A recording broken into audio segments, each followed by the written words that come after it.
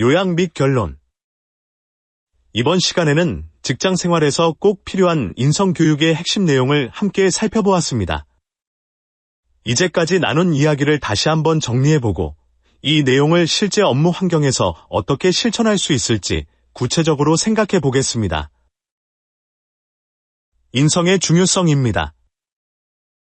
먼저, 인성이 왜 중요한지 다시 생각해 볼까요? 인성은 개인의 품성이나 태도를 넘어 조직의 문화와 성과에도 큰 영향을 미칩니다. 예를 들어, 존중과 배려가 부족한 조직에서는 작은 오해나 갈등이 쉽게 커지며 업무 효율성과 협업 분위기가 나빠질 수 있습니다. 반면 서로 존중하고 배려하며 긍정적인 관계를 맺는 조직은 직원들이 소통에 어려움을 덜 느끼고 함께 성장하려는 분위기가 자연스럽게 형성됩니다. 이처럼 인성은 단순히 착한 사람이 되자는 이야기가 아니라 조직의 지속적인 성공과 구성원의 성장에도 직접적인 영향을 주는 중요한 요소입니다. 팀워크와 협업이 중요한 현대 사회에서 인성은 곧 강력한 경쟁력으로 작용합니다. 원활한 커뮤니케이션을 위한 태도입니다. 직장 생활에서 좋은 관계를 유지하기 위해 필요한 가장 중요한 기술은 바로 커뮤니케이션입니다. 커뮤니케이션이 원활하지 않으면 아무리 유능한 사람이라도 팀워크를 발휘하기 어렵고 조직 내에서 오해와 갈등이 끊이지 않을 수 있습니다. 커뮤니케이션을 잘하기 위한 몇 가지 핵심 태도를 다시 한번 살펴봅시다. 첫 번째, 적극적 경청. 상대방의 말을 단순히 듣기만 하는 것과 이해하려고 노력하며 듣는 것은 큰 차이가 있습니다. 예를 들어, 동료가 업무상의 고민을 털어놓을 때 스마트폰만 들여다보는 것과 눈을 맞추고 고개를 끄덕이며 정말 힘들었겠네요라고 반응하는 것에는 엄청난 차이가 생깁니다. 적극적으로 경청할 때 상대방은 내 이야기가 존중받고 있다고 느끼고 더욱 솔직하고 진솔하게 소통할 수 있게 됩니다. 이를 통해 갈등이 커지기 전에 해결점을 찾거나 업무 효율을 높이는 새로운 아이디어를 교환하기도 쉬워집니다. 두 번째, 공감과 존중어 사용. 언어는 관계를 형성하거나 깨뜨리는 힘을 갖고 있습니다. 그건 아닌 것 같은데요라고 단칼에 잘라 말하기보다는 좋은 의견이네요. 그런데 이런 방식도 한번 고려해보면 어떨까요? 라고 제안하면 훨씬 부드러운 대화를 이어갈 수 있습니다. 특히 직장에서는 다양한 배경과 성격을 가진 사람들이 함께 일하기 때문에 상대방을 존중하고 공감하는 말투와 화법을 익혀두는 것이 갈등 예방에 큰 도움이 됩니다. 세 번째, 건설적인 갈등 해결 방법. 직장 내에서 갈등이 전혀 없는 조직은 거의 없습니다. 중요한 것은 갈등이 생겼을 때 이를 어떻게 해결하느냐입니다. 문제를 개인적인 비난으로 몰아가거나 감정적으로 폭발하기보다는 원인을 객관적으로 파악하고 해결책을 논의하는 태도가 필요합니다. 예를 들어, 동료와 의견이 다를 때 당신 때문에 일이 이렇게 꼬였어요라고 감정적으로 말하기보다는 이 문제를 어떻게 풀어나가면 좋을까요? 제안할 만한 방법이 있을까요? 라고 질문함으로써 대화의 물꼬를 트는 것이 효과적입니다. 존중과 배려의 실천입니다. 직장 생활에서 존중과 배려의 중요성은 아무리 강조해도 지나치지 않습니다. 그러나 존중과 배려라는 말이 거창하게 들릴 수 있습니다. 사실, 이는 작은 말투의 변화나 아주 작은 행동에서 시작됩니다. 회의 중에는 상대방이 말을 마칠 때까지 끼어들지 않고 경청한 뒤 자신의 의견을 제시하기.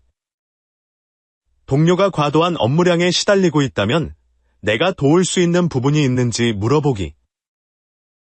조직에서 함께 일하는 모든 사람, 청소 담당자, 경비원, 회사 내 모든 직급의 동료에게 꾸준히 인사를 건네고 고마움을 표현하기.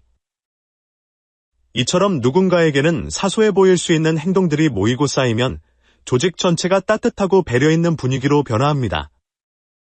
그리고 이런 분위기에서는 직원들이 더 마음을 열고 서로를 신뢰하게 되어 결과적으로 업무 성과도 좋아지는 선순환이 일어납니다. 윤리와 책임감 있는 태도입니다.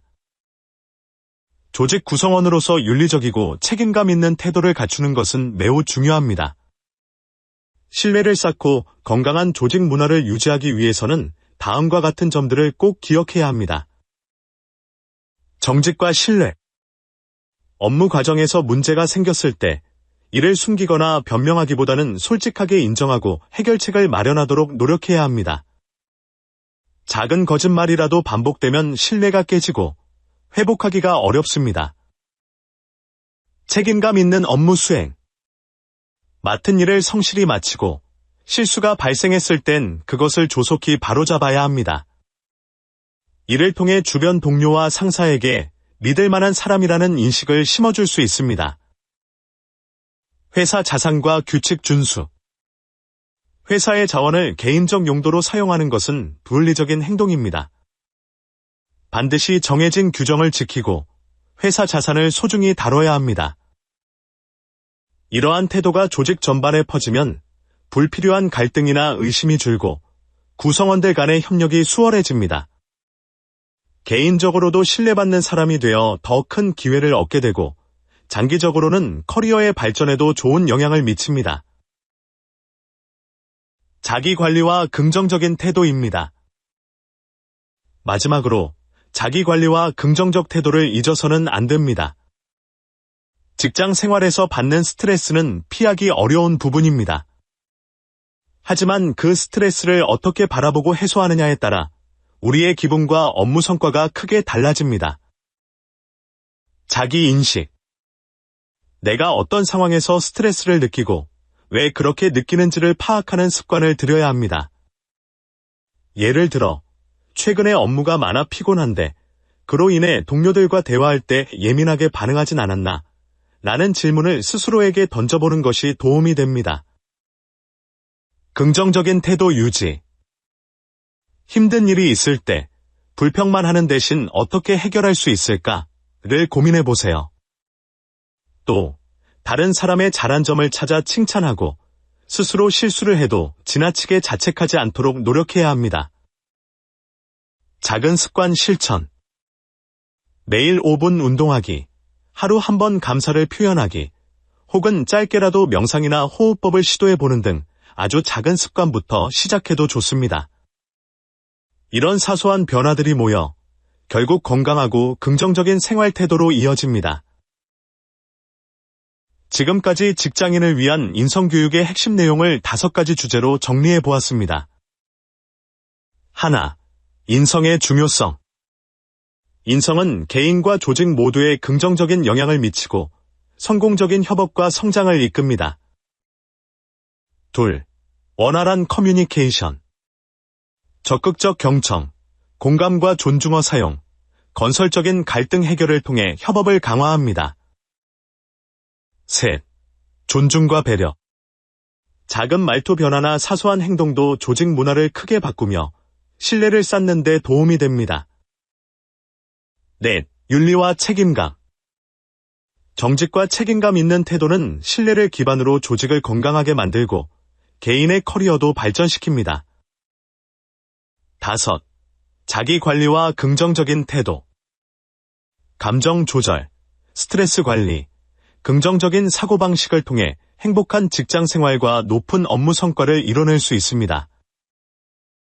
이 5가지 요소만 제대로 실천해도 여러분이 속한 조직은 훨씬 더 건강해지고 개인적으로도 큰 성장을 이루게 될 것입니다.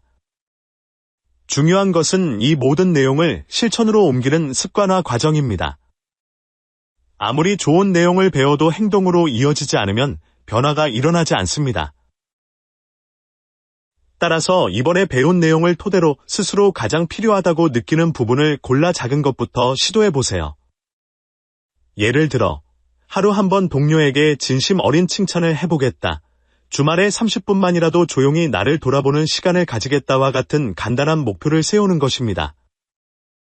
이런 작은 변화가 습관이 되고 습관이 하나둘 모이면 여러분의 직장 생활은 물론 3전반에 걸쳐 긍정적인 변화를 가져올 것입니다.